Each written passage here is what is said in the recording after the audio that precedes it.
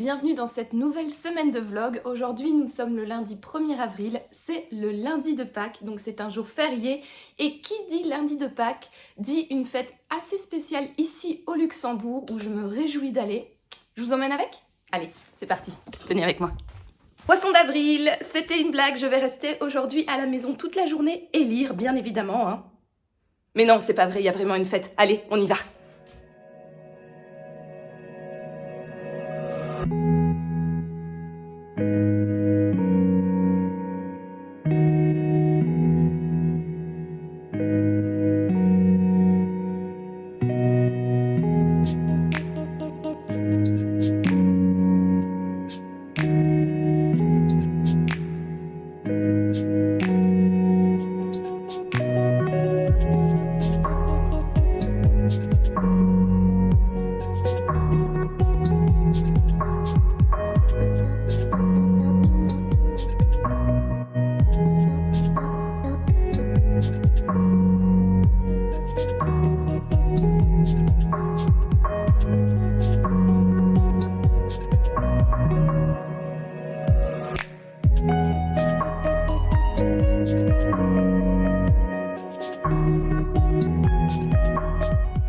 On se retrouve un petit peu plus tard, on est lundi soir et comme je vous l'ai annoncé, je suis allée ce matin à une fête, à un événement typiquement luxembourgeois qui s'appelle les Meissen. Alors les Meissen à l'origine c'est un marché de potiers et de céramistes qui se déroule tous les lundis de Pâques. Alors le nom Emmaüsen vient des pèlerins d'Emmaüs, donc ce fameux passage biblique où après la résurrection du Christ, deux pèlerins sont allés en compagnie d'un homme mystérieux dans la ville d'Emmaüs. Ils ont dîné avec cet homme et c'est seulement à la fin du repas qu'ils se sont rendus compte qu'en fait cet homme c'était le Christ ressuscité. Voilà donc pour l'origine du nom Emmaüsen. Et c'est un événement, une fête qui se déroule depuis le début du 19e siècle dans la capitale luxembourgeoise, au marché aux poissons, donc qui est une rue dans la capitale. Et depuis 1957, le village de Nospelt, dans le sud... Où est l'Est ? Oui, le sud-ouest du Luxembourg, fait également son propre Emmaüsen parce que Nospelt est un village de potiers. Très reconnu. Le village en lui-même, on peut y trouver une terre argileuse qui est très bonne pour faire de la poterie et de la céramique. Et c'est un village, un des hauts lieux de la poterie ici au Luxembourg, au 19e siècle et début du 20e siècle. Et du coup, ils ont décidé de créer leur propre Emmaüsen. Donc, le premier a été organisé en 1957.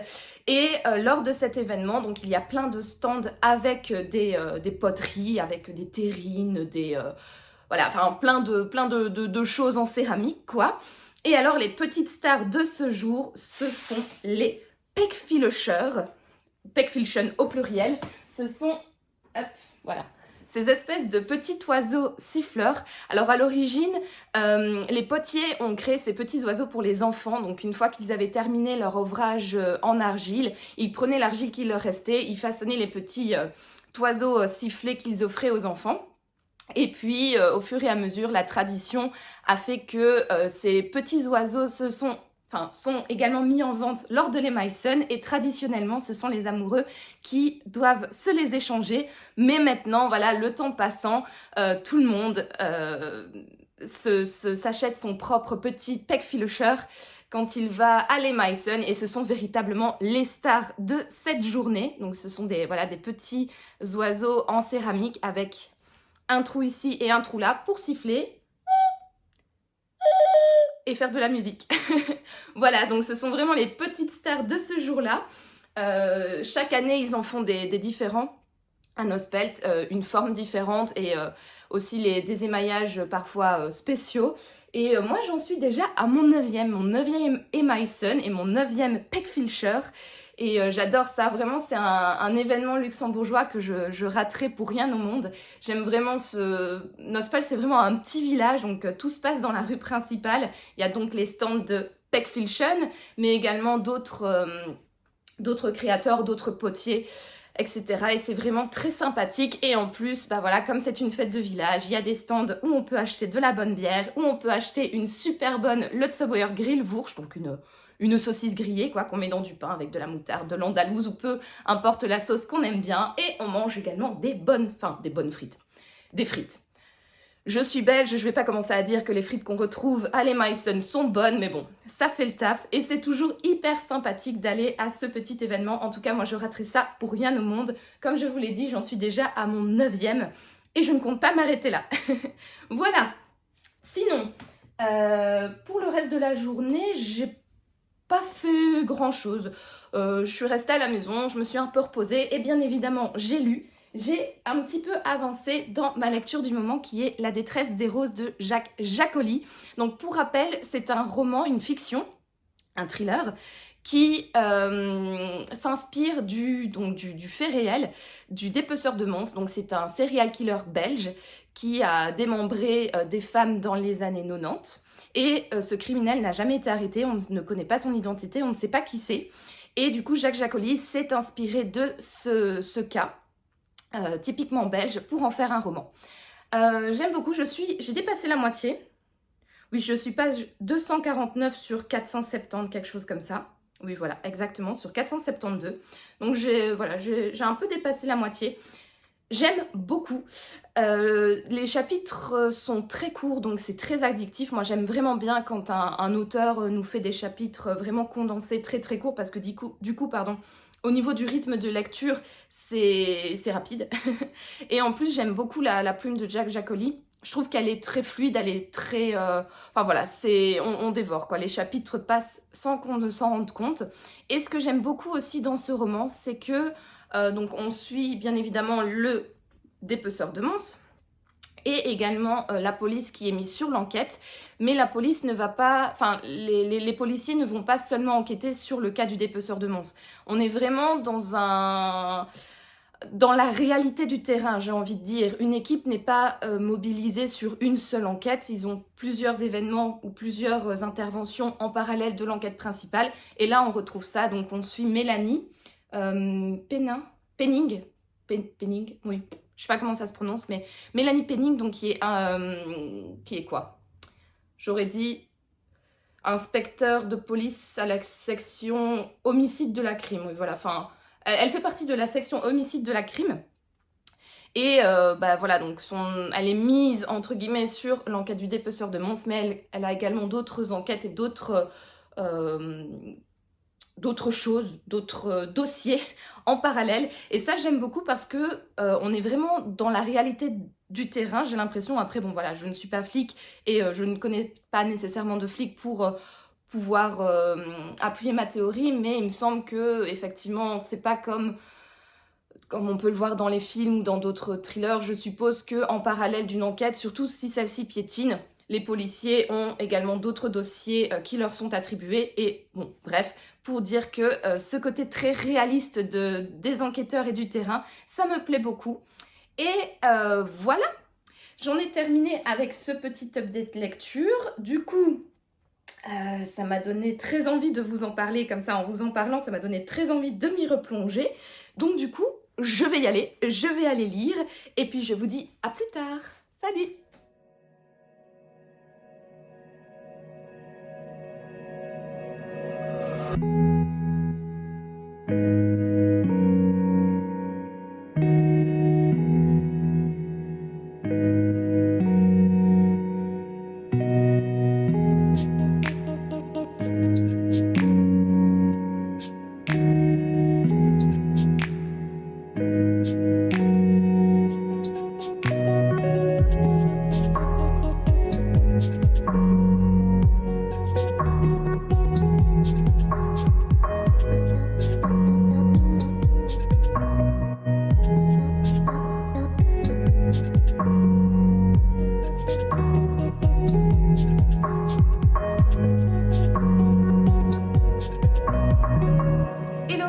Jeudi aujourd'hui et je vous prends pour vous faire un petit update lecture parce que hier soir j'ai terminé La détresse des roses de Jacques Jacoli qui était ma lecture en cours depuis la semaine dernière. J'ai beaucoup aimé ce roman. Alors c'est pas un coup de cœur, on n'est pas vraiment sur un roman coup de cœur. Je lui ai mis 16 sur Livre Addict. Donc voilà, c'était une bonne lecture. Alors pour rappel, La détresse des roses est un roman qui est une fiction qui tourne autour du dépeceur de Mons. Donc on va suivre Mélanie qui est commandant à la crime, à la brigade, à la section homicide de la crime, qui du coup va être plus ou moins mis sur l'affaire du dépeceur de Mons.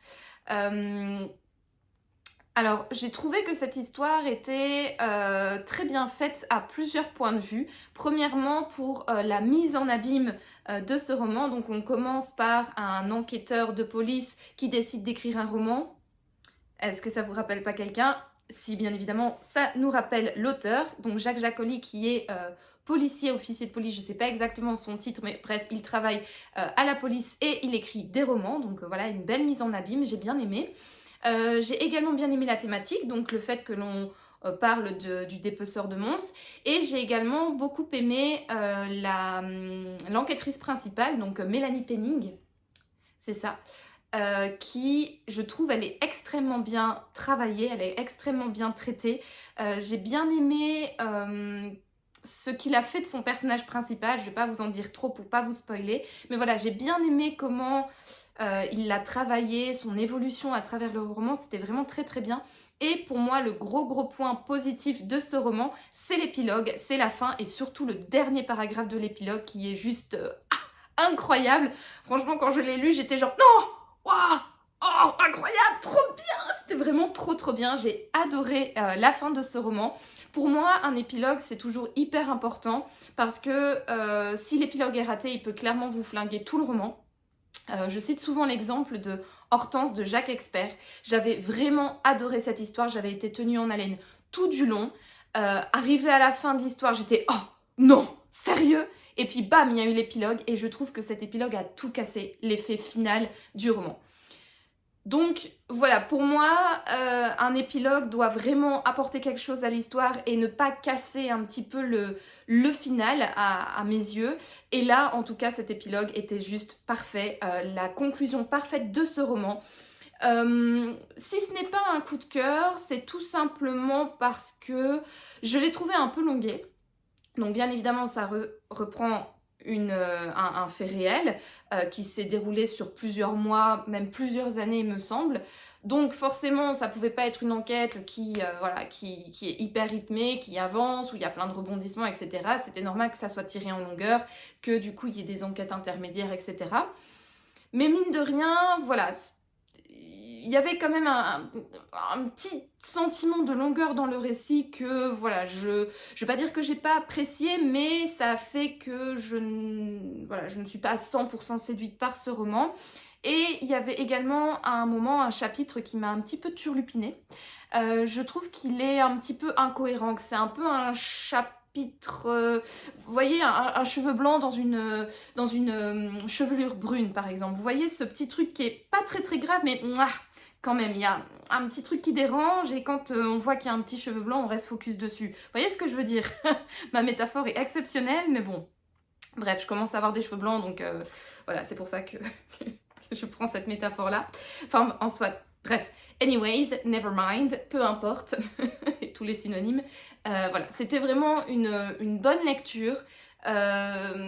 J'aime bien également la plume de Jacques Jacoli, je trouve qu'elle est extrêmement fluide, elle est prenante, en plus les chapitres sont courts, donc voilà, c'est très rythmé, on est bien dedans, un peu longué, mais bref, c'était une très bonne histoire, in fine, j'ai beaucoup aimé. Ensuite, donc j'avais terminé ce roman hier soir, puis on est allé manger au resto avec notre voisine et en rentrant à la maison après le restaurant, j'avais pas nécessairement envie de me replonger dans un roman et donc du coup j'ai sorti une petite BD de ma palle, une BD dont je vous ai parlé il n'y a pas si longtemps que ça dans mon premier vlog. Donc si vous avez suivi mes histoires attentivement, vous savez de quelle BD je vous parle. Je vous parle bien évidemment de une des meilleures BD pour moi. C'est vraiment une de mes BD préférées. Putain de chat de la puce. J'en suis au 9e tome, donc j'ai lu le 9e tome hier soir. Alors, de quoi ça parle? Donc, Putain de chat, c'est une série de BD. Il y en a 12 qui sont sortis en tout. Et on suit les aventures d'un humain qui est chauve. Je pense que ça doit être l'auteur en BD, mais bon, enfin voilà. Bref, en tout cas, on suit voilà, un humain qui est chauve, voilà, ce personnage-là qui n'a pas de prénom, et ses chats. Donc il en a plusieurs, il a Moustique, il a Grisby, il a Nachos et bien d'autres. Et donc on va suivre à chaque fois dans des histoires en 4 cases. Encore le truc qui est tombé comme la dernière fois. On va suivre dans des histoires en 4 cases comme cela. Donc les aventures de cet homme, de ses chats, mais également des chats du quartier, des environs, et de temps en temps d'autres humains, comme par exemple ici c'est un autre personnage. Et ça va raconter avec un humour assez noir, assez cynique, et également ce que j'appelle un humour bof, mais pas dans le sens négatif du terme, plutôt un humour un petit peu pipi caca prout, quoi. Enfin, je sais pas ce que vous voyez ce que je veux dire, je veux rien dire cette phrase, je sais pas si vous voyez ce que je veux dire, mais un humour un peu, voilà, de ce style-là. Je regarde parce que j'ai mon putain de chat qui est dans la pièce avec moi et je veux pas qu'il aille faire pipi sur le lit parce que c'est une canaille. N'est-ce pas, Yumi? Ouais, assieds-toi sur la petite fenêtre, c'est mieux. Vas-y. Voilà, c'est bien, mon cœur.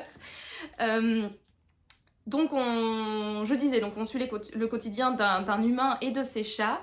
Et c'est exactement, en fait, enfin, tous les propriétaires de chats vont se retrouver dans cette BD. Il décrit, donc comme j'ai dit, avec un humour noir, cynique et pipi caca prout, les relations qu'un humain peut avoir avec son chat, les bêtises qu'il fait, le caractère, souvent on attribue au chat un caractère un petit peu Jean Foutiste par rapport à son humain, un animal qui est le dieu sur terre et l'humain est juste là pour le servir. Ben voilà, il va traiter cette relation donc en faisant parler le chat. Donc bien évidemment, il ne dialogue pas avec l'humain, mais on suit ses pensées.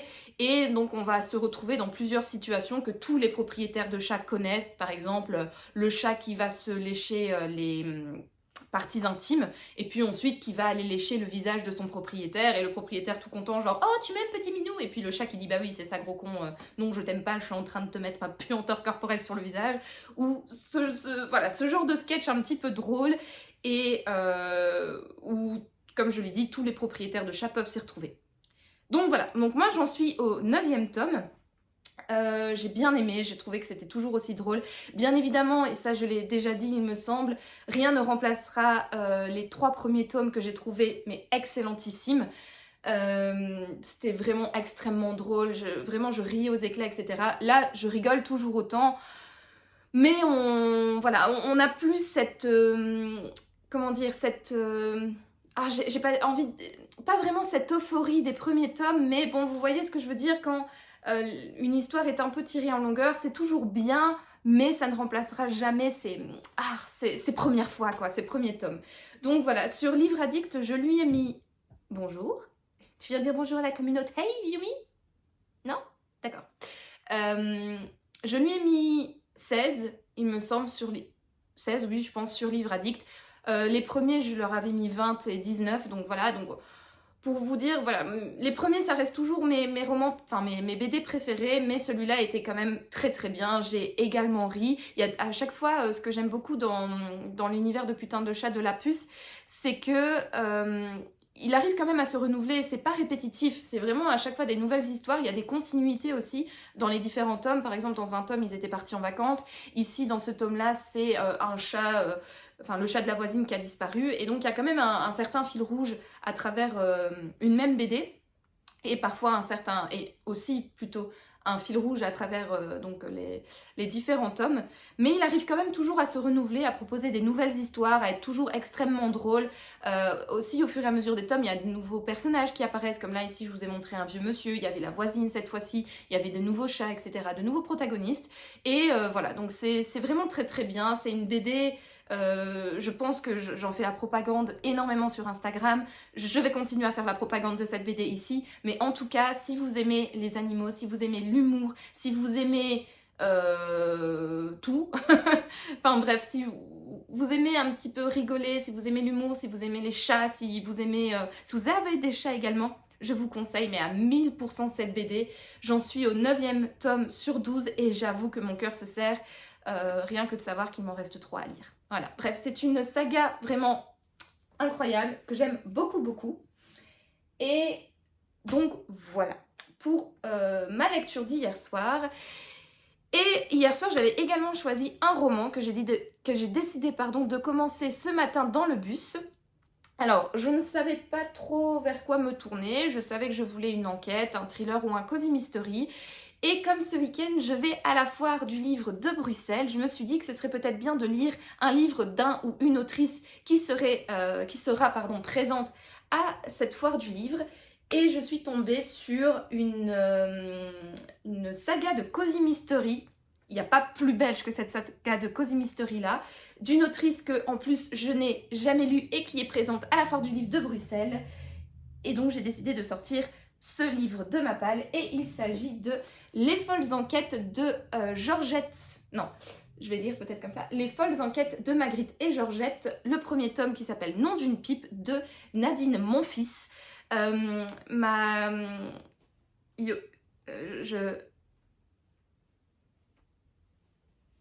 sais pas si vous entendez, mais mon chat grimpe doucement sur le lit parce qu'il sait très bien qu'il n'a pas le droit. Et regardez-le, ce putain de chat.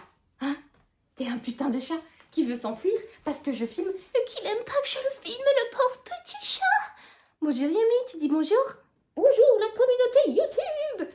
Comment allez-vous? Moi j'ai envie d'aller pisser sur la couette de maman. Mon petit cœur. Bon, allez, je vais te sortir de la chambre parce que sinon tu m'interromps trop. Ouais, allez, zou, dehors.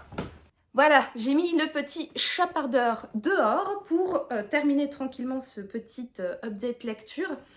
Donc, je disais, j'ai sorti de ma palle un cozy mystery bien belge de Nadine Monfils, donc les enquêtes de Magritte et Georgette, Nom d'une pipe. Stéphanie, qui est une de mes copines de book club, a lu cette saga, elle en est au peut-être 2 ou 3e tome et elle avait beaucoup aimé, elle en a pas mal parlé en book club et j'avais ce livre-là depuis presque 1 an dans ma palle, je l'avais reçu dans une de mes cubes et je sais pas pourquoi mais ça m'avait pas vraiment attirée. Pourtant je suis extrêmement chauvine, donc dès que ça touche à la Belgique je suis tout de suite attirée, d'autant plus je suis historienne de l'art, donc Magritte ça avait tout pour m'attirer, c'est un grand peintre belge en plus, et c'est l'un de mes peintres préférés, donc voilà, ça avait vraiment tout pour m'attirer, mais je ne sais pas pourquoi, j'avais jamais passé le cap. Bref, et comme Stéphanie arrêtait pas on parle assez souvent pendant les book clubs, je m'étais dit, bon allez, je vais peut-être le sortir, et là je m'étais dit, comme Nadine Monfils est à la foire du livre de Bruxelles, c'est peut-être intéressant de commencer à lire son livre et d'essayer de le terminer, ce ne sera pas le cas, mais en tout cas de bien l'avancer pour la foire du livre de Bruxelles, pour pouvoir aller la rencontrer, peut-être un petit peu discuter avec elle et voir également ce qu'elle nous propose d'autre comme livre et pourquoi pas prendre le 2e tome de cette saga ou un autre livre qu'elle a écrit. Mais au moins pour déjà avoir une petite idée de sa plume, de son univers et de qui est cette autrice. Donc j'ai commencé ce roman dans le bus, j'en suis au chapitre 6 à la page 28, donc j'ai pas non plus très avancé, mais je peux déjà dire que j'aime bien en tout cas ce début de roman. Déjà on est dans un univers belge, donc c'est hyper agréable d'avoir des expressions déjà belges que l'on retrouve dans le roman. Ça se passe à Bruxelles, dans l'entourage de Magritte, donc avec des amis artistes qui faisaient partie de son cercle d'amis, dans des lieux bruxellois assez connus que j'ai déjà fréquentés. Voilà. On parle de sa maison, on parle de sa femme, on parle de sa vie en fait un petit peu donc à René Magritte et c'est vrai que c'est hyper agréable de lire tout ça autour de lui, d'autant plus que je m'y connais un petit peu. Je suis pas non plus la spécialiste de la vie de René Magritte et de son œuvre, mais c'est un artiste que j'apprécie énormément. J'ai déjà lu pas mal de choses sur lui, pas mal de biographies, je suis allée voir ses différents musées. Donc voilà, c'est vraiment agréable d'avoir un sujet qu'on connaît quand même un petit peu, qui se passe dans un lieu qu'on connaît également bien, et retrouver un humour belge et des mots belges dans un roman. Franchement, moi, ça me fait vraiment plaisir. Donc voilà, j'aime bien ce début de roman. Je trouve qu'il y a de l'humour. On n'est pas encore dans le suspense. Il va y avoir un meurtre, je pense, ou en tout cas, quelqu'un va mourir quelque part. J'en suis pas encore là, mais j'ai bien accroché en tout cas au début et j'ai déjà bien envie de le continuer. D'ailleurs, c'est ce que je vais aller faire tout de suite. Moi, je vous le dis, avant de manger, je vais me lire 1 ou 2 petits chapitres. Donc voilà. Ah oui, ça aussi, je m'étais dit que j'allais vous montrer aussi mes marque-pages. Parce que à chaque fois que je choisis une lecture, j'essaye toujours de choisir un marque-page qui est en lien avec cette lecture. Par exemple, pour Jacques Jacoli, La détresse des roses, j'avais pris de façon totalement originale un marque-page que j'avais reçu dans la cube avec des roses dessus. Par exemple, pour la chronique des Bridgerton, j'avais pris un marque-page d'un... Je sais pas si je vais le retrouver comme ça. Mais bon, bref, d'un tableau de Monet avec une dame et une ombrelle. Et je trouvais que, même si... bah si, au niveau de la période, ça pourrait correspondre. Non, quand même pas, non, non. Les impressionnistes et les Bridgerton, pas du tout. Mais je trouvais que c'était un petit peu dans la vibe des Bridgerton, pardon, dans un coloris très pastel, avec une dame bien habillée, une petite ombrelle, etc. Bref, j'essaye toujours d'assortir un tant soit peu mon marque-page à mon livre. Et là, bien évidemment, quand on parle de Magritte, j'ai sorti ni plus ni moins que le marque-page Magritte, donc en forme du peintre, avec une toile que j'aime particulièrement, qui est donc Le Fils de l'Homme de 1964, une huile sur toile, 116 cm x 89, qui est dans une collection privée. Voilà, donc j'ai décidé de vraiment, là, je pense que c'est le meilleur assortiment, combinaison de livres et de marque-pages. Voilà, bon, je pense que j'ai déjà dit assez de bêtises et assez de blabla pour aujourd'hui. Demain, on part avec Sophie, donc ma deuxième copine de book club, on part à Bruxelles pour la foire du livre de Bruxelles, pardon, et je suis extrêmement excitée, j'ai hâte d'y être. Bien évidemment, je vous emporte avec moi et je vous filmerai des petits plans de nos aventures bruxelloises, comme disent les Français. Et voilà, bah, je vous retrouve un peu plus tard. Allez, zou, c'est parti pour la foire du livre de Bruxelles. Oui! Mais avant, il faut aller travailler. Eh ouais. Ah!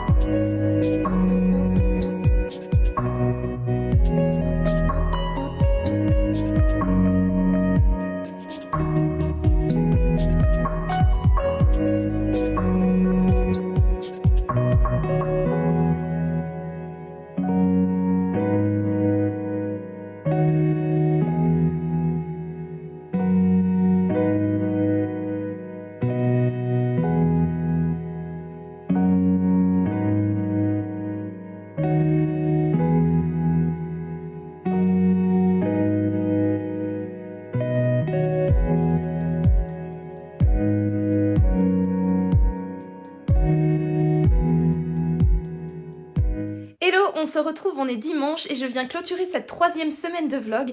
Alors j'ai un tout petit update lecture à vous faire et un énorme book haul parce que samedi, hier, je suis allée à la foire du livre de Bruxelles et il se pourrait bien que j'ai fait des achats. Et donc bah voilà, je vous montre ça tout de suite. Je me suis installée bien confortablement pour vous parler de mes lectures et de mes achats. Alors, au niveau de l'update lecture, je suis toujours dans les folles enquêtes de Georgette et Magritte de Nadine Monfils. J'ai pas beaucoup avancé ce week-end, vous vous en doutez. Vendredi après le travail, on a fait le trajet jusque Bruxelles et samedi toute la journée, on était à la foire du livre. Donc voilà, j'ai pas des masses avancées. Je suis à la page 100, tout rond. Mais j'aime toujours autant cette lecture, donc je vous en ai parlé dans le précédent rush. Je vous avais pas lu le résumé, donc je vais faire ça tout de suite. Alors, À l'arrêt du tram, le célèbre peintre René Magritte, chapeau boule, costume sombre et pipe au bec, a une vision étrange. Une jeune femme en robe fleurie debout à côté de son corps. Il en parle à Georgette, son épouse, et immortalise la scène dans un tableau. Quelques jours plus tard, cette femme est retrouvée assassinée avec une lettre d'amour parfumée dans son sac et un bouquet de lilas sous sa robe. Voilà. Euh, je vous avais dit dans la précédente vidéo que j'aimais bien l'humour et bien évidemment les personnages, et je suis toujours de ce même avis. Je trouve que Nadine Monfils arrive à parler de Magritte, à parler de sa vie et de son œuvre de manière très agréable. Moi, Magritte est l'un de mes artistes préférés. J'ai fait plusieurs travaux à l'école sur lui et j'ai également fait un stage dans son musée lorsque je faisais mon agrégation. Donc c'est un peintre qui ne m'est pas inconnu, et malgré tous les détails qu'elle donne sur sa vie et son œuvre, qui me sont connus pour la plupart, bien je ne m'ennuie pas, et je trouve ça vraiment très intéressant pour les lecteurs qui justement ne connaissent pas Magritte, ne connaissent pas son œuvre, ou en tout cas voilà le connaissent mais juste comme ça quoi. Ça, je trouve ça vraiment très agréable, et j'aime énormément la plume de l'autrice. Elle dissémine par-ci par-là des mots belges, des expressions bruxelloises ou bruxelloises. Je dis souvent bruxelloise parce qu'en fait je me moque de mes amis français, mais je vois que ça sort directement comme ça pour moi aussi, alors que ça ne se dit pas. Mais bon, bref, des expressions bruxelloises, pardon, ou tout simplement des expressions bien belges. Et c'est quelque chose que j'apprécie énormément parce que c'est des références que j'ai tout de suite. Je me sens vraiment à la maison en lisant ce bouquin. Voilà, j'aime beaucoup. J'ai hâte de le continuer. Honnêtement, c'est un cozy mystery, donc bien évidemment il y a donc un meurtre, hein, je vous l'ai lu dans le résumé, et il y a une enquête qui se déploie où Magritte et Georgette enquêtent sur du coup l'assassinat de cette jeune fille. Ça passe quand même au second plan, il y a pas mal d'autres choses à côté, donc notamment la vie de Magritte, mais également on est dans un cozy mystery quoi, donc il y a la vie qui suit son cours. Mais j'aime beaucoup, je trouve ça vraiment très prenant, c'est agréable à lire, c'est comme je le disais, c'est drôle, il y a plein d'expressions belges, bruxelloises, cette fois-ci je l'ai bien dit, wouhou, et autres. Donc voilà, je me sens comme à la maison en lisant ce bouquin, et j'ai hâte vraiment d'y retourner et de le continuer. En plus, je trouve que le format est hyper agréable, c'est le même format que les détectives du Yorkshire, c'est les éditions La Bête Noire de Robert Laffont. Et je trouve que le format voilà, du livre, comment on dit, le maintien, l'écriture, l'aération, les chapitres, c'est vraiment très agréable. Et en parlant de chapitres justement, en comparaison avec les détectives du Yorkshire, ce que j'aime beaucoup dans ce roman, c'est que les chapitres sont assez courts, donc ça défile facilement, quoi. C'est vraiment bien rythmé, et bref. En tout cas, c'est une très très belle découverte pour moi. Pour l'instant, j'aime beaucoup, et j'ai très hâte de le continuer. Voilà. Maintenant, parlons achat. Donc, je vous l'ai dit, je suis allée à la foire du livre de Bruxelles samedi. On a fait seulement un seul jour avec ma copine de book club Sophie, et c'était trop bien. Vraiment, c'était trop bien. Enfin, c'est déjà la première fois que j'allais à la foire du livre de Bruxelles, alors je ne savais pas du tout à quoi m'attendre. J'ai déjà fait des salons, mais jamais un aussi gros salon comme celui-là. J'ai trouvé que le lieu, donc c'était à Tour et Taxi à Bruxelles, était vraiment très agréable. À part dans deux bâtiments, dans le shed 1 et le shed E, où en après-midi il faisait... Le shed E, j'ai dit non. Le shed 2, bref, vous m'aurez compris. En après-midi, il faisait quand même assez chaud. En plus, il y avait pas mal de monde. Mais en matinée, on va dire, entre 10 et 14 heures, c'était quand même hyper agréable. Il y avait du monde, mais pas trop. Et puis, on était entouré de livres. Que demander de plus, franchement? Et j'étais vraiment impressionnée de voir autant de stands et autant de livres proposés. Il y avait vraiment de tout. Il y avait des livres jeunesse, il y avait des BD, il y avait des romans, il y avait des livres un peu plus scientifiques. Donc il y avait des livres de maisons d'édition universitaires qui étaient là. Il y avait vraiment en fait toute la littérature de A à Z. Et vraiment, moi j'ai été agréablement surprise par la diversité des genres et des livres qu'il y avait. Également les exposants, il y en avait plein. Il y avait des maisons d'édition, il y avait des librairies. Il y avait, comme je l'ai dit, des stands universitaires. Il y avait des auteurs en dédicace, mais vraiment de tout. Enfin bref, c'était vraiment énorme et j'étais vraiment agréablement surprise. Juste un poil... Alors pas déçue, mais on va dire que comme c'était la première fois que je suis allée à ce genre de salon, j'étais un petit peu innocente et je ne savais pas comment ça fonctionnait. Du coup, quand je suis allée voir des auteurs en dédicace, j'ai eu la surprise de voir que devant eux, il n'y avait que les romans en grand format. Je savais que pour certains auteurs, il y avait des livres de poche qui avaient été édités, donc leurs romans en grand format avaient été édités en livre de poche, mais ils n'étaient pas devant eux. Parce qu'en fait, au stand où ils étaient, c'était une librairie qui était en collaboration avec des maisons d'édition qui ne font que des grands formats. Et donc, du coup, si on voulait se procurer les romans de cet auteur en livre de poche, il fallait aller à l'autre bout du salon sur un autre stand pour les acheter. Voilà. Sur le coup, ça m'a un petit peu désarçonnée. Clairement, ça m'a saoulée d'aller voir l'auteur. Heureusement, l'auteur en question n'avait pas de fil, donc on a directement pu aller parler avec lui.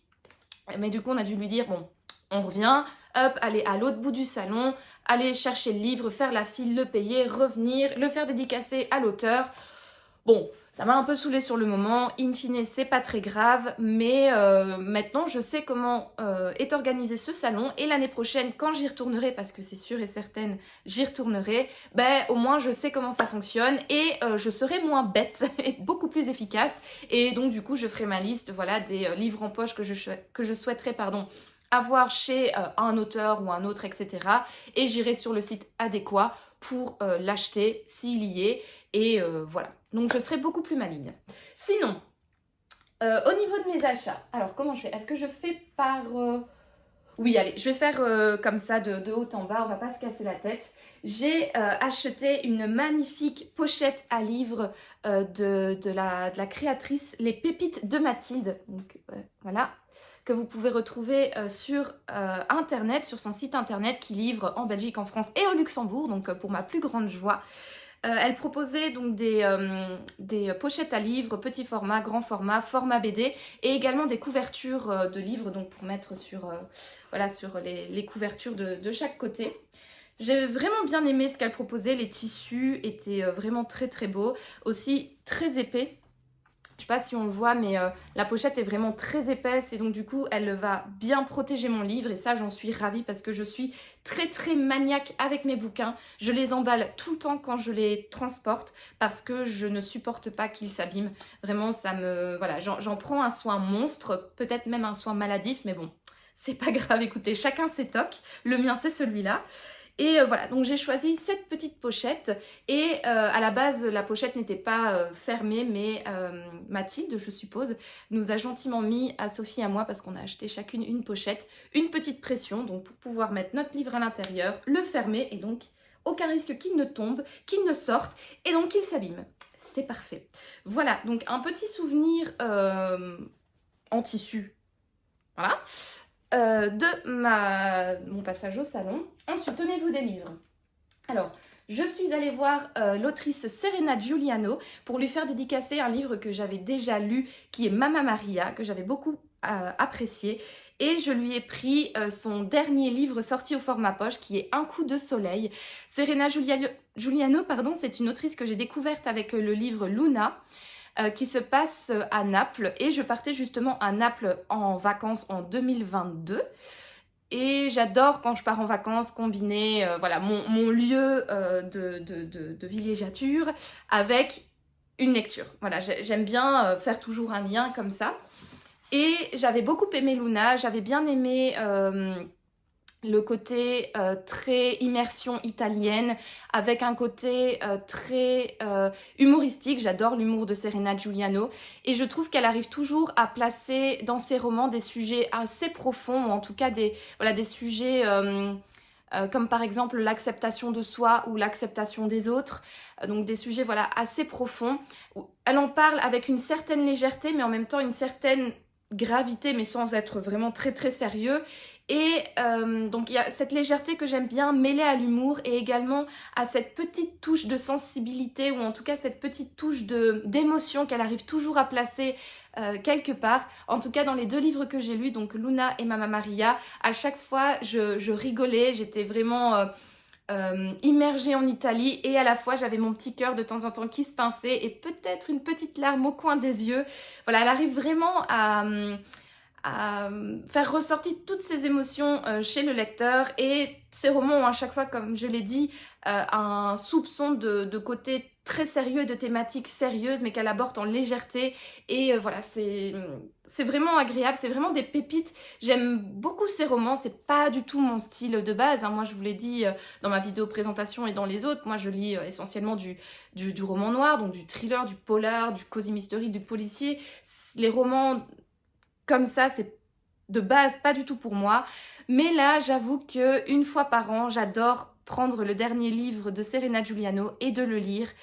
C'est voilà, un petit moment de soleil que je mets dans ma vie à chaque fois au mois de mai-juin quand voilà, l'été est censé être là mais que comme j'habite au Luxembourg il ne l'est pas du tout et que le ciel est toujours gris et qu'il pleut et que j'en ai marre et que j'ai besoin d'évasion, je me sors un petit Serena Giuliano et je sais que je pars en Italie avec un mood vraiment très agréable et que je vais beaucoup apprécier ma lecture. Donc voilà, donc je lui ai pris son dernier roman sorti en format poche. Ensuite, j'ai été voir également, j'enlève le ticket de caisse pour que ce soit beaucoup plus joli. J'ai été voir également Salvatore Mini, qui est un auteur belge qui écrit principalement des livres thrillers psychologiques et également des livres pour enfants. Donc vraiment deux opposés. Je lui ai pris son dernier, donc Désobéissance. Il est sorti là au début du mois d'avril au format poche chez HarperCollins. J'ai lu les deux autres livres de Salvatore Mini, donc Anamnèse et Claustration. C'est deux livres que j'avais vraiment bien aimés. Claustration plus que Anamnèse. J'aime bien le fait que l'auteur joue avec nous du début à la fin. Il nous retourne la tête, il nous mène par le bout du nez et à la fin du roman, il nous retourne totalement le cerveau. Dans Claustration, le final, je ne l'avais pas du tout vu venir, pardon. Et dans Anamnèse, je vous avoue que je ne sais pas si j'ai compris la fin. D'ailleurs, j'ai oublié d'en parler à l'auteur au salon. Mais la fin, voilà, j'ai compris quelque chose. Mais je ne sais pas si j'ai vraiment compris ce qui se passait. Parce que c'est vraiment très psychologique. Mais moi, c'est quelque chose c'est une sorte de roman que j'aime beaucoup. Parce que vous voyez, comme l'auteur joue avec nous, on ne sait pas du tout où est-ce qu'il va nous mener. Et le final, à chaque fois, je le trouve vraiment impressionnant. En tout cas, enfin... Je suis un peu pour parler cru, j'arrive sur le cul quoi. Enfin, je suis sur le cul quand j'arrive à la fin du roman et je suis là, oh ok, waouh, je l'ai pas vu venir. Sympa, très bien, voilà, allez, zou, next. Voilà, donc j'ai pas hésité une seule seconde. Quand Désobéissance est sorti au format poche, je me suis dit je l'achète directement, mais j'ai quand même attendu 2 jours supplémentaires pour pouvoir me le procurer à la foire du livre de Bruxelles et me le faire dédicacer par l'auteur. Et ce livre-là, je suis sûre, il ne va pas rester très très longtemps dans ma palle. En plus, il est assez court, donc il va se lire vite et j'ai hâte. Je me dis que... Est-ce que je vous lis les résumés ou pas? Allez, oui, je vais vous lire les résumés, ainsi vous savez quand même de quoi ça parle. Il faut savoir que moi, en général, je lis très rarement les 4e de couverture parce que je trouve que très souvent, ça spoil l'histoire. Et comme je lis des thrillers et des polars, j'ai pas envie d'être spoilée en fait. Voilà, laissez-moi la découverte des faits et des choses par moi-même. Donc de base, je ne lis pas les 4e de couverture et bon, là je vais le faire pour vous, spécialement pour vous, parce que voilà, écoutez. Alors, je vais vous lire d'abord celui-ci, tant que je l'ai en main. Alors, donc, Salvatore Mini, Désobéissance. À son retour d'un voyage d'affaires, Guillaume voit son existence basculer. Son ex-femme et sa fille, Mia, sont retrouvées entre la vie et la mort. Malgré les soins prodigués par les secours, Mia finit par décéder. La perte brutale des 2 êtres qui lui étaient le plus chers est un tournant pour Guillaume. Ce traumatisme fait ressurgir des fantômes du passé, le transformant peu à peu en ce père qu'il détestait. Guillaume décide alors de reconstituer sa famille à tout prix. Mais jusqu'où sera-t-il prêt à aller ? Une histoire sombre qui prend place à Bruxelles dans une ambiance à la fois oppressante et mystérieuse. Ah, ce résumé me hype trop. J'ai encore plus envie maintenant de le sortir de ma palle. Donc voilà, pour Désobéissance de Salvatore Mini. Tant que je suis dans les résumés, du coup je vais vous lire le résumé de Un coup de soleil de Serena Giuliano. À Salerno, pour Éléonore, les jours se suivent mais ne se ressemblent pas. Entre ses ménages et ses jumeaux ados, elle n'a pas le temps de goûter à la Dolce Vita. Surtout, la jeune femme n'arrive pas à oublier Marco, dont elle vient de se séparer. Pendant qu'elle récure chez les autres, au moins son esprit est occupé. Mais en pénétrant dans l'intimité de ses clients, Éléonore va s'apercevoir que les apparences sont trompeuses et un hasard pourrait bien chambouler sa routine et rebattre toutes les cartes. Voilà. Donc, j'ai l'impression, en tout cas, que y a quand même un certain fil rouge dans les écrits de Serena Giuliano, parce que dans Luna, il y a aussi une petite question amoureuse. Je vous en dis pas plus. Dans Mama Maria, c'est aussi une fille qui vient de se séparer de son conjoint. Là, on est également d'une dame qui s'est séparée de son conjoint. Donc voilà, il y a quand même un certain fil rouge à chaque fois, un peu le questionnement autour de l'amour, ou en tout cas les relations amoureuses. Bon, bah voilà. Bref, donc voilà pour ce livre-ci. Ensuite, alors, ouais, ça, il faudrait quand même que je parle de ces quatre-là en même temps. Ouais. Alors, de base, je suis allée donc sur le stand de la Librairie Noire pour voir plusieurs auteurs. Et j'ai commencé par aller voir Ludovic Miserol pour donc ce premier tome qui est Les crimes du marquis de Sade, tome 1, l'affaire Rose-Keller. Donc c'est une trilogie. Attendez, je vais mettre ces bouquins sur le côté pour pas tout faire tomber.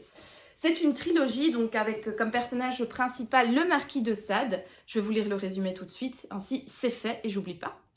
Rose Keller est sans emploi depuis plus d'un mois. En ce dimanche de Pâques du 3 avril 1768, elle est réduite à mendier sur la place des Victoires à Paris. En acceptant de suivre, pour 1 écu, un jeune homme soigneusement habillé qui a besoin de quelqu'un pour un peu de ménage dans sa maison d'Arcueil, elle ne peut se douter qu'elle se dirige tout droit vers l'enfer. Elle ne sait pas encore que l'homme qui vient de l'engager n'est autre que Donatien Alphonse François de Sade, celui que l'on surnommera le divin marquis. Voilà. Donc à la base, j'allais sur le stand de la Librairie Noire pour acheter ce livre à Ludovic Miserol. Et comme vous pouvez le voir, c'est un grand format parce que en arrivant devant l'auteur, j'étais persuadée que ce livre était au format poche, mais il les avait pas devant lui. Et donc je me suis dit, bon c'est que j'ai dû rêver. Donc écoute, c'est un salon. Normalement, je n'achète jamais de format poche, de grand format parce que déjà je trouve que c'est un peu cher. Souvent, les bouquins, je les dévore en 2 jours et donc payer plus de 20 € pour un livre que je lis en 2 jours, ça me saoule. En plus, ça prend de la place, donc voilà, d'une pierre deux coups, je préfère le petit format. Mais bon, voilà, là, comme il n'y avait que le grand format devant lui, que j'ai pas réfléchi plus loin que le bout de mon nez, je me suis dit, bon, allez, ça me saoule, mais vas-y, achète-le lui. Et au final, en discutant après avec ma copine Sophie, on s'est dit que, in fine, on est dans un salon, on rencontre l'auteur.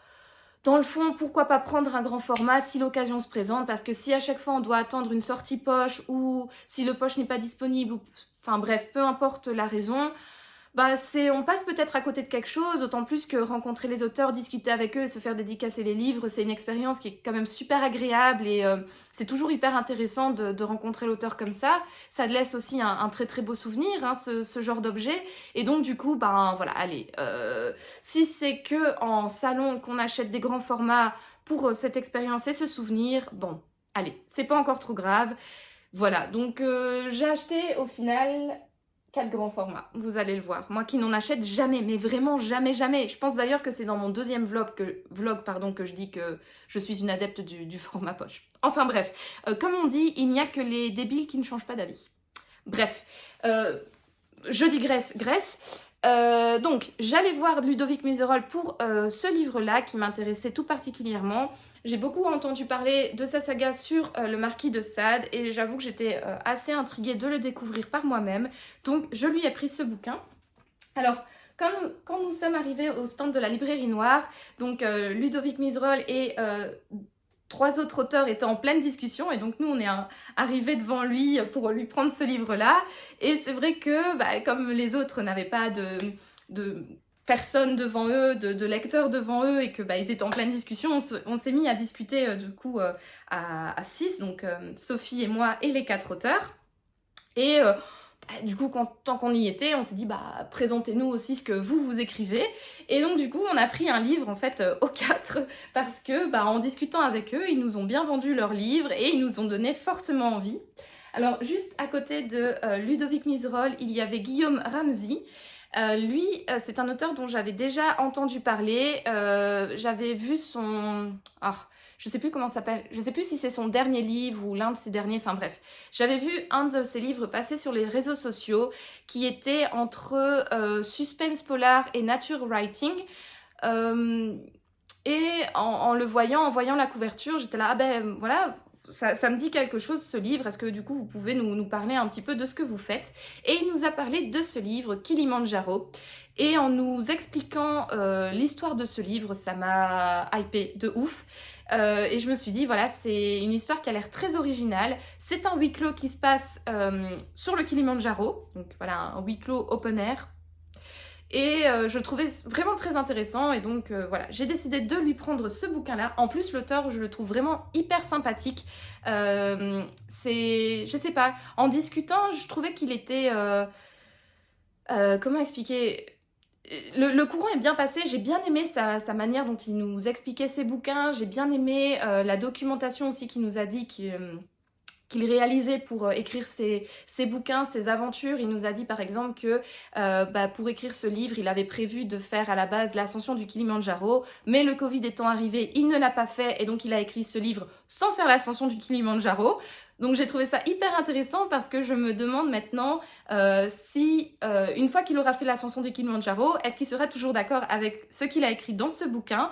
En tout cas, il nous a dit que il avait peut-être pas gravi le Kilimandjaro, mais il avait déjà fait l'ascension d'autres montagnes, notamment en Amérique du Sud. Et une montagne, c'est une montagne, quoi. Donc tout ce qui est ascension, alors ils ont parlé de choses avec ma pote Sophie, de trucs d'habit où il faut grimper et puis il faut s'habituer, le syndrome de la montagne, ou je sais plus de quoi ils m'ont parlé, mais en tout cas ils avaient l'air de s'y connaître. Et voilà, il avait dit que par exemple tout ce qui était acclimatation quand on grimpe comme ça une montagne, il était déjà habitué parce qu'il l'avait vécu sur une autre montagne en Amérique du Sud, que dormir dans un campement, dans des basements avec d'autres personnes, etc. C'était du vécu, donc bref, voilà.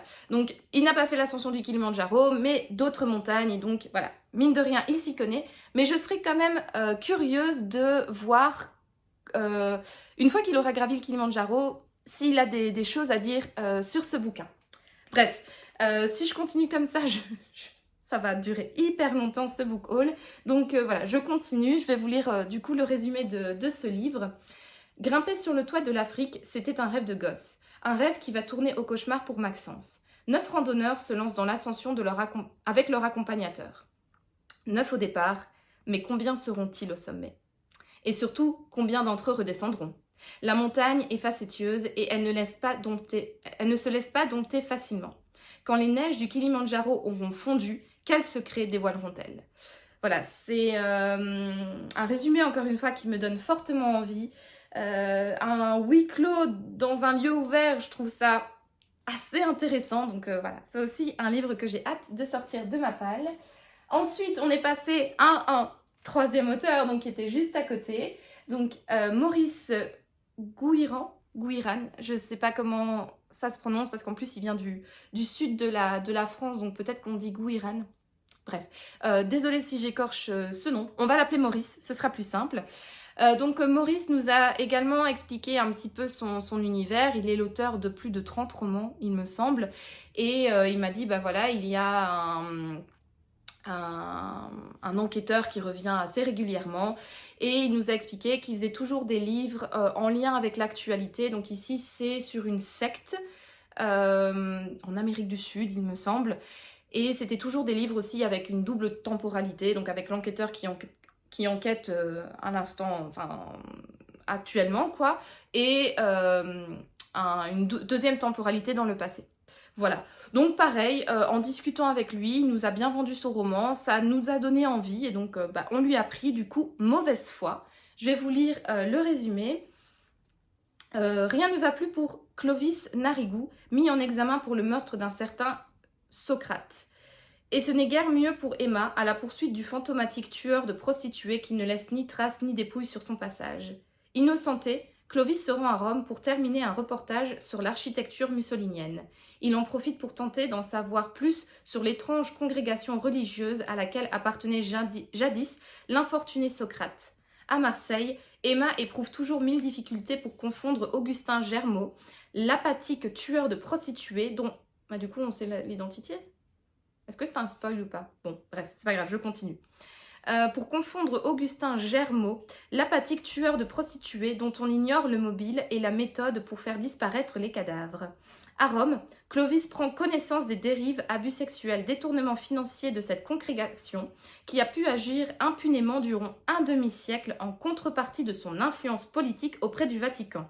Il est alors loin d'imaginer l'impact que cette découverte... il est alors loin d'imaginer l'impact de cette découverte, Ne permettra-t-elle pas de résoudre la double énigme? Voilà, donc encore une fois, un résumé qui me donne fortement envie. Moi, j'adore aussi quand un roman mêle religion, décidément, waouh, j'ai du mal aujourd'hui, mêle religion, complot, enfin voilà, tout ce qui est un petit peu complot, secte, mystère autour de l'église, c'est quelque chose qui me plaît beaucoup, un peu style, vous voyez, Da Vinci Code, Angers Démon, tout ça, c'est vraiment des romans qui me hype de ouf, et là, bah, ma foi, ça m'a l'air pas mal aussi. Donc voilà, nouveau livre qui rejoint ma palle, et alors le quatrième auteur qui était à ce stand, c'est Xavier Marie Bonneau. Donc lui, il était vraiment assez drôle, c'est le dernier qu'on a été voir. Alors lui, il avait 2 livres à nous proposer. L'un, clairement, niveau thématique, ne m'intéressait pas du tout. Et après, il nous a parlé de ce roman qui était inspiré d'une histoire vraie, d'un vrai monsieur qui était chef d'orchestre sous l'Allemagne nazie, le chef d'orchestre préféré de Hitler. Et voilà, c'est un roman, c'est pas une biographie, mais c'est un roman voilà, qui va parler de ce monsieur. De base, j'étais pas très hypée par ce livre, je vais pas mentir, c'est pas vraiment le genre de récit que j'apprécie, mais je me suis dit, bon, le monsieur était vraiment très sympathique et donc, bah, pourquoi pas tenter de lire ça, il est pas très gros, donc, bah voilà, parfois on peut faire vraiment des belles découvertes, hein, on ne sait jamais. Donc, au niveau du résumé, donc c'est en juin 1954, l'Opéra Royal du Danemark cherche un chef d'orchestre pour remplacer le grand Wilhelm Furtwängler. Ce sera Rodolphe, jeune maestro, fils de Christa Meister, célèbre cantatrice. Les 2 hommes ont une histoire commune. Le Berlin des années 30, la montée du nazisme, la musique. À cette époque, Furtwängler a souvent dirigé Christa. Rodolphe, l'enfant solitaire, était subjugué. Pourtant, le maître, malgré lui, fut le favori de Hitler. Christa, elle, accusée d'être juive, fut déportée. Quand Rodolphe retrouve Furtwängler, décidément, ce passé cruel ressurgit. Pourquoi ce chef qu'il a aimé comme un père s'est-il compromis avec le Troisième Reich? Comment lui pardonner? Voilà, donc j'aime bien la thématique autour de la Seconde Guerre mondiale, ça a l'air d'être un récit pseudo-familial, enfin voilà, c'est un roman en tout cas qui est basé sur, donc je suppose, l'histoire de ce Wilhelm Furtwängler. Voilà, pourquoi pas. En vrai, c'est ça aussi que j'aime bien dans les salons, c'est que très souvent on rencontre des auteurs dont on n'a jamais entendu parler, on ne sait pas du tout ce qu'ils nous proposent, ils nous parlent de leurs bouquins, et même si parfois le sujet ne nous intéresse pas trop, de la manière dont ils en parlent ou au fil de la discussion, on se dit, bah écoutez, on se laisse tenter et puis on verra, et comme je dis, peut-être que ce sera vraiment une très bonne surprise, hein. De toute manière, je vous en reparlerai plus tard, une fois que je l'aurai lu. Voilà. Alors, je vais continuer avec ce bouquin-ci, donc 19 River Street de Laure Rollier. Ça, c'est Sophie, donc ma copine de book club qui était avec moi à Bruxelles, vous l'aurez compris, avait vu ce livre passer sur les réseaux et elle en avait entendu énormément de bien, donc elle a voulu aller voir l'autrice. Et pareil, tout en parlant avec l'autrice, elle m'a énormément hypée en nous expliquant l'histoire de ce bouquin. Et je lui ai dit, ok, allez-y, je vous le prends. Pareil, c'est un grand format, donc logiquement, je n'achète pas de grand format, j'attends la sortie poche. Mais l'occasion était trop belle là. En plus, l'autrice est extrêmement sympathique. Vraiment, elle est solaire, elle est pétillante, elle est vraiment très gentille. Donc, c'est un très bon souvenir. Et voilà, donc je me suis dit, bon, allez, c'est bon, je prends le livre. De toute manière, avec tous mes achats que j'ai déjà effectués, je ne suis pas à un livre près, donc... J'ai pris ce livre de donc Laure Rollier. Je vais vous lire le résumé. Alors, derrière chaque porte se cache un secret. Oserez-vous pousser celle du 19 River Street? Je sais ce qu'il s'est passé sur la dernière danse. Joséphine est en vie. Demain, 22h, venez seule. Ces simples mots, notés sur un bout de papier, confirment ce que Maddy a toujours su. Sa fille est vivante, quelque part. 12 ans plus tôt, lors d'un séjour en plein océan Pacifique, la petite Joséphine disparaît mystérieusement durant la nuit. Son corps ne sera jamais retrouvé. Face à ce deuil insurmontable, la famille implose et Maddy reste seule dans sa grande demeure au 19 River Street à Seattle. Ce mot laissé devant elle représente alors un ultime espoir. Prête à tout pour retrouver son enfant, Maddy sollicite l'aide de Gabriel, un jeune écrivain en quête de tranquillité, à qui elle vient... Ah, pardon. Ah, c'est bon. Prête à tout pour retrouver son enfant, Maddy sollicite l'aide de Gabriel, un jeune écrivain en quête de tranquillité, à qui elle vient de louer l'étage de sa maison. Mais que sait-elle réellement de lui? Pourquoi est-il venu s'installer au 19 River Street? La jeune femme est loin de s'imaginer à quel point leurs existences sont liées. Pareil, résumé qui me hype de dingue. Vraiment, en discutant avec l'autrice, elle nous a expliqué son livre, elle nous a un peu résumé l'histoire également, elle nous a expliqué la couverture, pourquoi elle avait choisi ses œuvres, quelle était son intention derrière cette couverture. Voilà, donc tout ça a fait que j'ai craqué, j'ai pris ce bouquin et j'ai énormément envie de le lire. Mais c'est un truc de fou, je trouve, quand on sort des salons comme ça. Clairement, on craque. Moi, j'ai craqué. Je suis ressortie avec 12 livres en tout. C'est énorme. Et le pire, c'est que tous ces 12 livres me donnent énormément envie. J'ai tous envie de les lire là, maintenant, tout de suite. C'est dingue. C'est vraiment l'effet salon. C'est fou, c'est incroyable. Mais j'adore cette sensation, vous savez, de quand on rentre à la maison avec toutes ces emplettes. On a craqué, on le sait, mais on s'en fout. On est heureux. Et on sait qu'on va passer d'excellents moments en lecture. Et on a hâte de tous les lire. Je trouve que cette sensation est trop, trop bien. Donc, sinon, continuons. J'ai pris également ce petit livre au format poche, donc de Grégoire Delacour, La liste de mes envies. C'est Sophie, quand on faisait la queue au stand d'une librairie qui vendait les livres de poche, qui m'a demandé si j'avais déjà lu ce livre et si je connaissais cet auteur. Elle m'a dit que ce bouquin-là, c'était l'un des seuls romans où un auteur masculin avait décrit les sentiments d'une femme avec une justesse terrible. Elle m'a dit qu'elle n'avait jamais lu d'autres livres avec ce sentiment. Je lui ai posé la question, est-ce que les Zweig aussi? Parce que moi, je trouve que Stefan Zweig, en tant qu'homme, arrive très très bien à décrire les sentiments d'une femme, mais d'une manière où, en fait, on croirait vraiment que c'est une femme qui a vécu cette situation, qui a écrit le bouquin. Mais non du tout, c'est Stefan Zweig. Et donc, je lui ai demandé si elle trouvait que c'était au-dessus de Zweig. Elle m'a répondu qu'elle n'avait pas lu assez de Stefan Zweig pour en juger, mais en tout cas que celui-là lui avait laissé une empreinte remarquable dans sa mémoire, que ça avait été une super bonne lecture. Et voilà, je me suis dit, tant qu'à faire, allez, je le prends. Ça me fera un souvenir de la foire du livre de Bruxelles, comme si je n'en avais pas assez. Enfin, soit. Ensuite, alors, le premier auteur qu'on est allé voir, une fois qu'on est arrivé donc à Tour et Taxi, on s'est directement dirigé à un stand en particulier, celui où il y avait R.J. Ellory en dédicace. Alors, R.J. Ellory, on l'avait rencontré donc avec Sophie et Stéphanie, mes deux copines de book club. On l'avait rencontré pour la première fois au salon Iris Noir en octobre à Bruxelles et on avait bien matché avec lui. C'est un auteur qui est extrêmement sympathique. On avait discuté avec lui, c'était vraiment une rencontre mémorable et on avait grande hâte de le retrouver cette fois-ci encore une fois à Bruxelles. Et ce qui était extrêmement chouette, c'est qu'il s'était souvenu de nous, il nous a même fait la bise, on a passé un très bon moment, on a discuté de plein de choses ensemble et on a également discuté de ses livres. Alors moi, R.J. Ellory, je n'en ai lu qu'un de bouquin de lui. J'ai lu Seul le silence.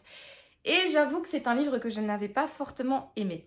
D'ailleurs, l'auteur m'a posé la question parce que je lui ai demandé, voilà, parmi tous vos livres qui sont ici, ou tous les livres que vous avez écrits, lequel me recommandez-vous? Alors il m'a tout de suite demandé, est-ce que tu as aimé Seul le silence? Je lui ai dit non. Encore désolée Roger, excuse-moi. Mais voilà, le fait est que c'est un livre que je n'ai pas trop apprécié. Et après, il m'a alors demandé, bah voilà, qu'est-ce que tu aimes du coup? Donc je lui ai dit que j'aimais bien les romans avec les serial killers, les romans très noirs, très violents, etc. Et il m'en a recommandé 2. Il m'a recommandé Un cœur sombre et Les assassins.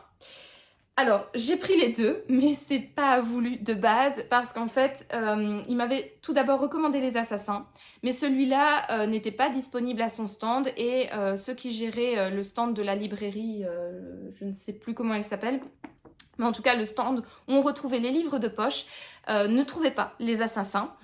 Et comme du coup, voilà, on avait déjà assez monopolisé le temps de RJ et Laurie, on s'est dit, enfin, voilà, c'est pas grave, je vais en prendre un autre. Du coup, il m'a orienté vers Un cœur sombre, que Sophie, il me semble, avait lu, et qu'elle a bien aimé, je pense. Ou alors non, elle l'a pas lu, celui-là. Je sais plus, enfin bref. En tout cas, il m'avait recommandé celui-là, donc je lui ai dit, bah ok, je prends celui-là. Et une fois qu'on avait fait, on faisait la file pour payer nos achats, enfin nos livres, celui qui gère le stand est venu vers nous avec les assassins en disant je les ai trouvés, tenez, allez-y. Donc voilà, pareil, on s'est dit allez YOLO, on est dans un salon, Monsieur et Laurie est là, donc on va en profiter et on va également lui prendre celui-ci. Donc on a terminé de faire la file, on a payé nos petits bouquins et puis on est retourné dans la file de RJ et Laurie et on lui a également fait dédicacer celui-ci. Donc voilà, 2 livres de cet auteur qui rejoignent ma palle. Ensuite, on est également allé voir Nicolas Feutz et je lui ai pris L'Engrenage du Mal, qui est le 3e tome d'une saga qui met en scène, voilà, le procureur Norbert Jemsen et sa fidèle greffière Flavie Keller, et également l'inspectrice Tania Stol, je ne sais pas comment le prononcer, Tania, je vais m'arrêter là. Voilà, donc j'avais pris les 2 premiers tomes de cette saga au salon Iris Noir en octobre. J'avais lu le premier tome il y a quelques temps, j'ai beaucoup aimé ce premier tome et du coup je me suis dit tant qu'à faire, autant continuer cette saga. J'ai le 2e tome dans ma palle et je lui ai pris cette fois-ci le 3e tome qui est juste ici. Il me semble qu'en tout il y en a 5. C'est une saga en 5 tomes. Je ne sais pas s'il compte en écrire plus, j'avoue, je ne lui ai pas posé la question. Mais en tout cas, Nicolas Feutz, c'est un auteur que j'ai découvert avec le livre Erexis, je ne sais pas trop comment on prononce encore une fois ce titre. Ça avait été une énorme claque, ce roman. Vraiment. Je viens de me rendre compte que j'ai oublié de vous lire les résumés des 3 précédents livres. Décidément, j'ai aucun professionnalisme, hein. C'est incroyable. Bref. En revenant à Nicolas Feutz, on parlera de ça après.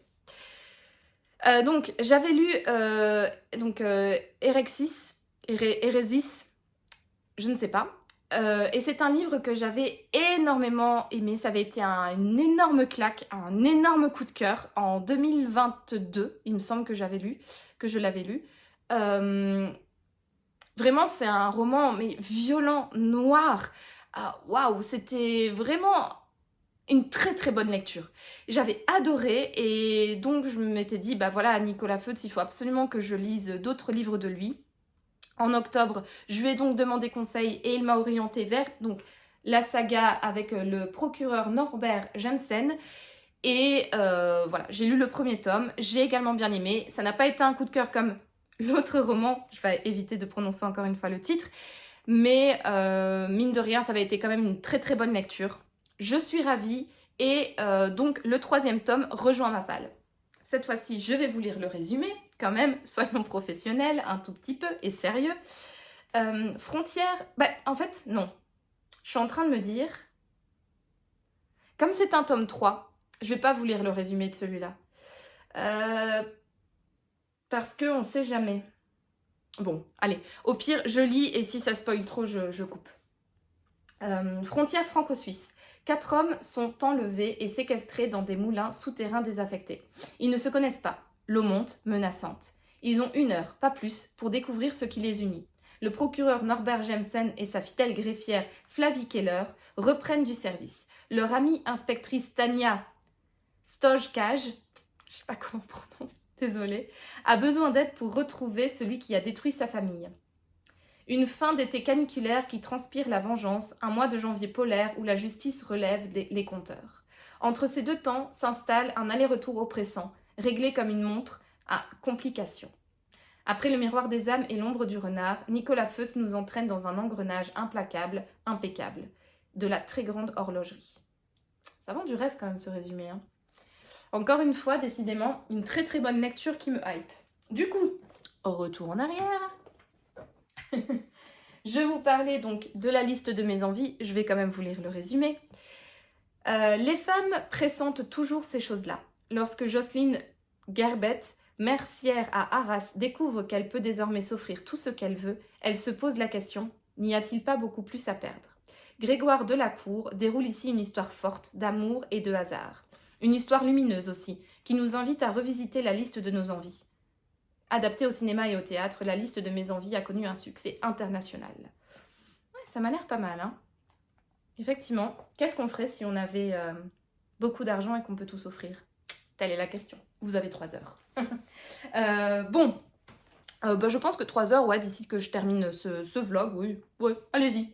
Mais écoutez-moi quand même entre parenthèses, hein, parce que bon, entre parenthèses, en parallèle, parce que ce que je dis, c'est aussi très intéressant.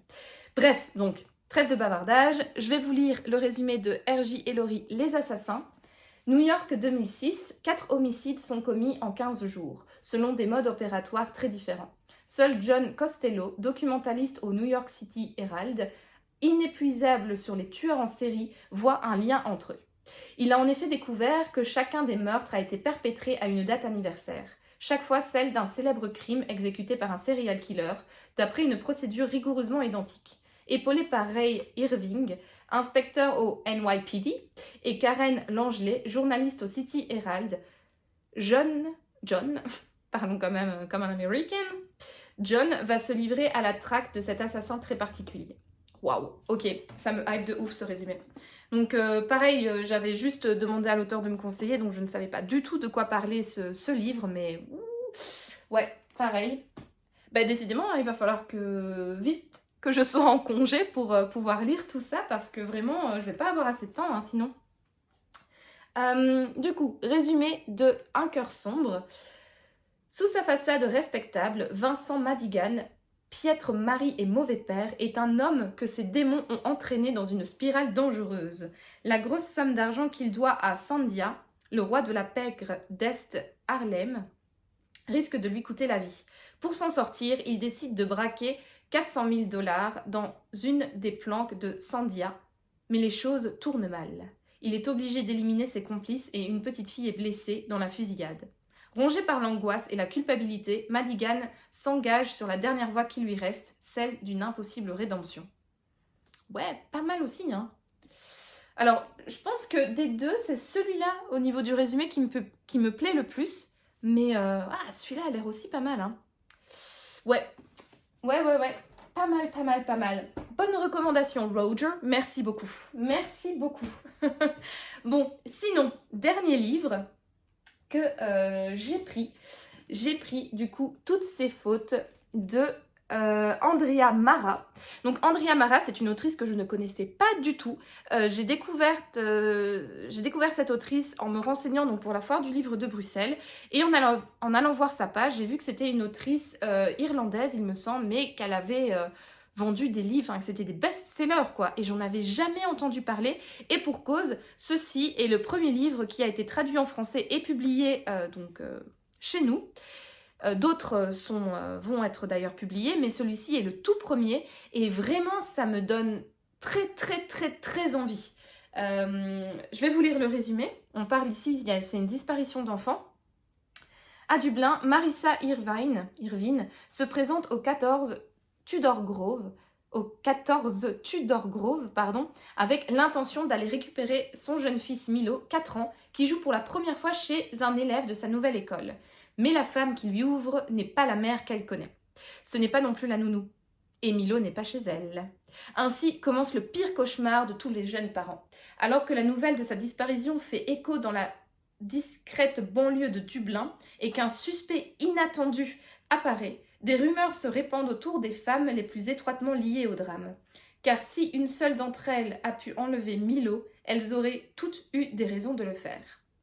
Pareil, ce résumé, mais...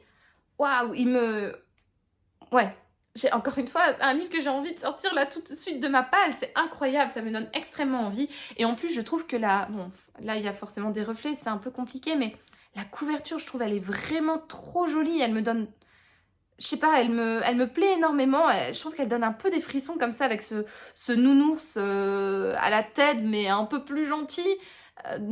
Sur le sol, tout noir, tout sombre comme ça. Enfin, je trouve que la couverture est magnifique. J'aime beaucoup aussi ce relief sur le nounours et l'écriture. Et bref, j'aime beaucoup. C'est un grand format également, mais un grand format pas trop non plus. Enfin, ça veut rien dire, mais vous voyez, un grand format, mais qui est pas non plus très très grand. Voilà, par rapport à un livre de poche. Et si on prend un autre grand format, voilà, à côté, il est un peu plus petit.